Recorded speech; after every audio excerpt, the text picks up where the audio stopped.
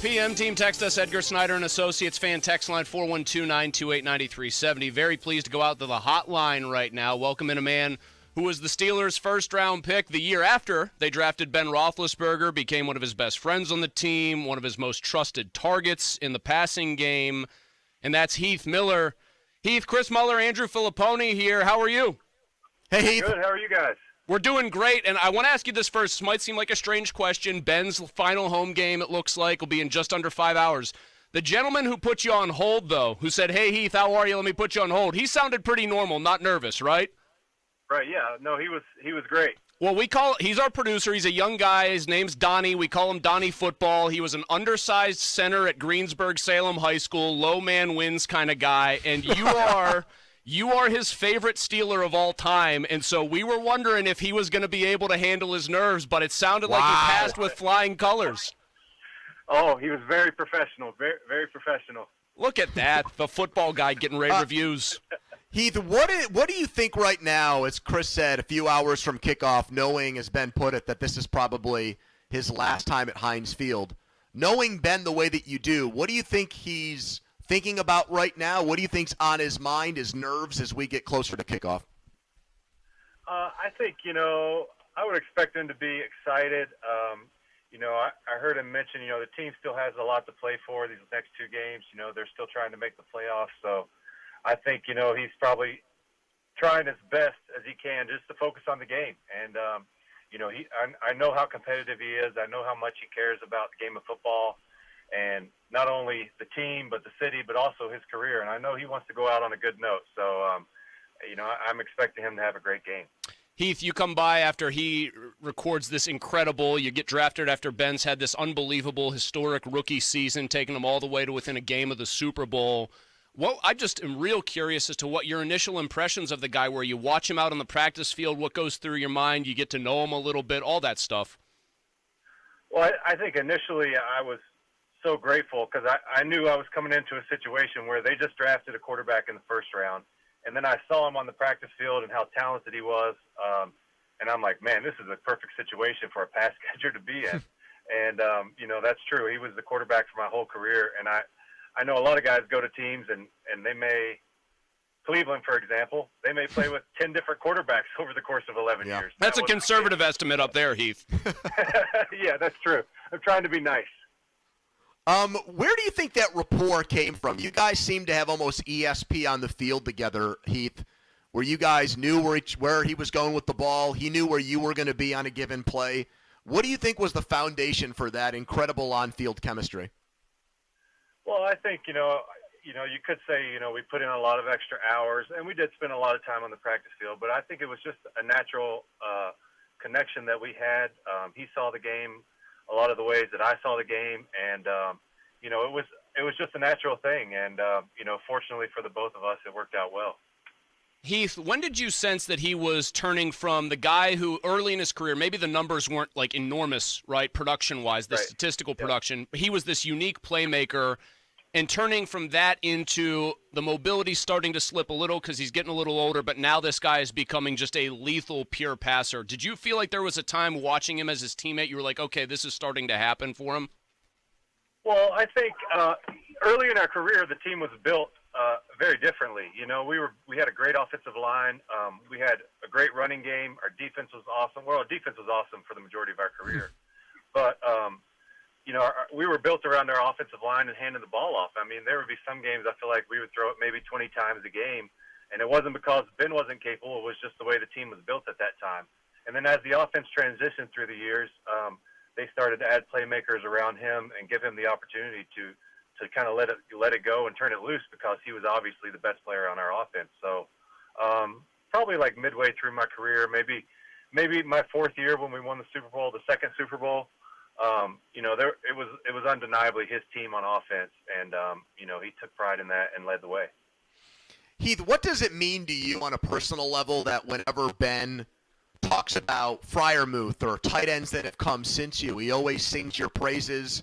Anytime your name comes up with him, he's always, almost excited to talk about what you meant to him and how much it meant to him to play with you. How does that make you feel right now, Heath?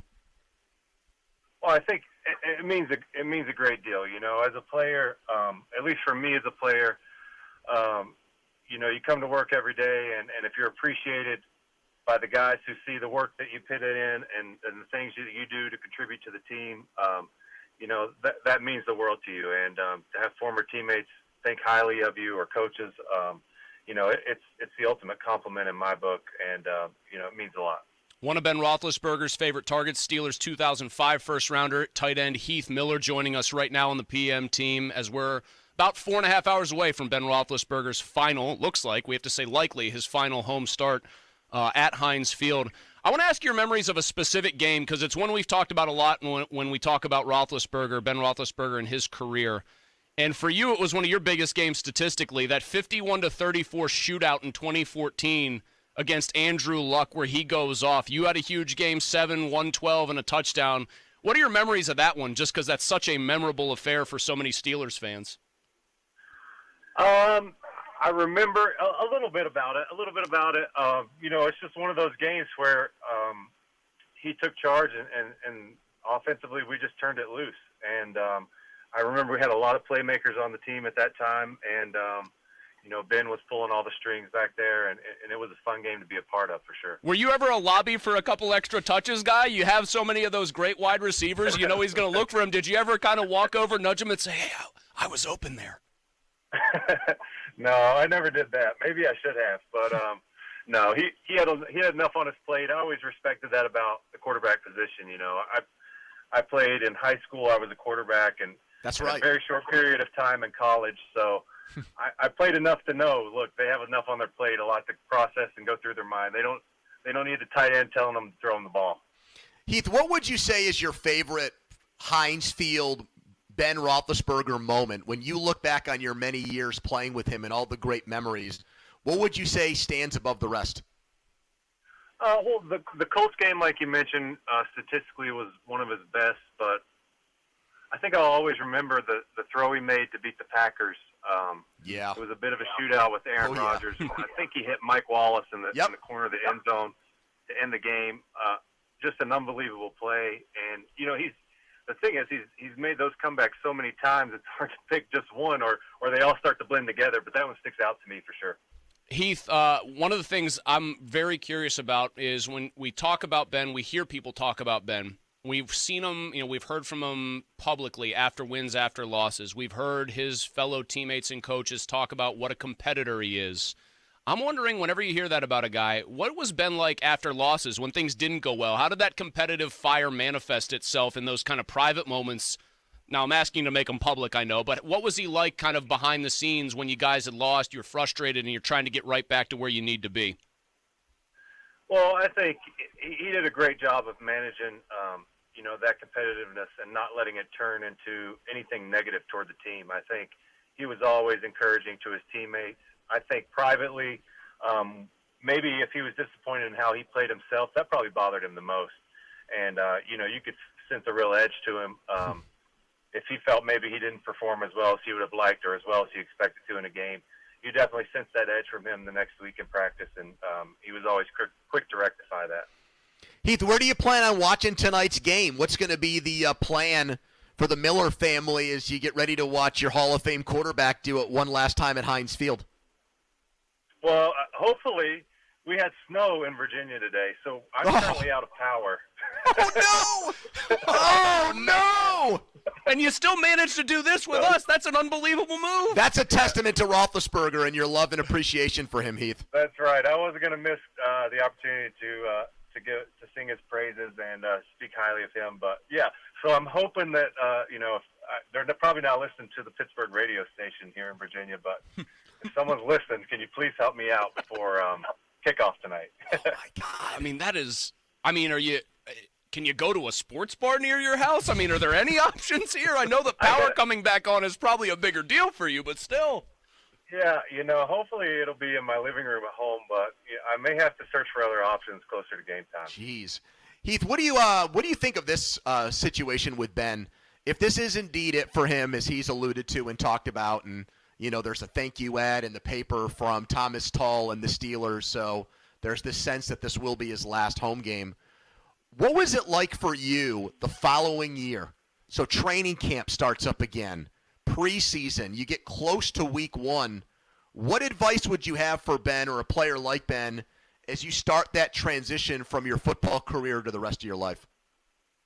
I think for me, the best way that I was able to deal with it was just out of sight, out of mind. I remember the first game after my career, I think they played a Monday night game, and I turned it on.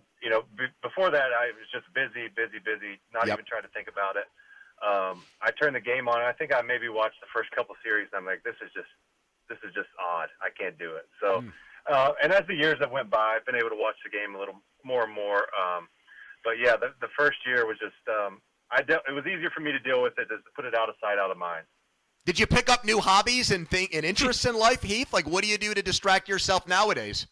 Well, fortunately, my son was, during that year and this year as well, my son was playing baseball in the fall. So on Sundays, he was always in a tournament somewhere. So it was easy for me to be distracted in that way. And, now he's gotten older and he's more and more interested in the game. So that's kind of brought me back around to watch it more and more and really appreciate it and enjoy it. Heath, last one for you, man, and we really appreciate you doing this, especially given the circumstances that you are fighting through here with the power situation. But hopefully you get that back on, and if you do and you're able to watch, what do you expect out of Ben Roethlisberger tonight? Because we know it's been an up-and-down season, to say the least, for that offense. What are you expecting in looks like this final go-round at Heinz Field for him? I wouldn't be surprised if it was a performance that everyone will remember, and wow. I know he wants to win the game, but I expect a vintage Ben performance, and that's what I'm hoping for. To send, if it is his last game at Heinz Field, I'm hoping for a great memory for him in the city of Pittsburgh. Heath, you're a class act, man. Thank you so much for coming on with us, and good luck, whatever the power authorities are down there. Don't be afraid to name drop yourself to maybe get that job done. You played at Virginia, so as a Cavalier, they should help you out unless they're VT fans, Heath. Unless they're Hokie fans. That's right. Bunch of Steelers fans happy to call the power company and just scream Heath into the phone to try to get you fixed up here, all right? That'd be great. See you, Heath. Thanks, Heath. Okay, take care. See you.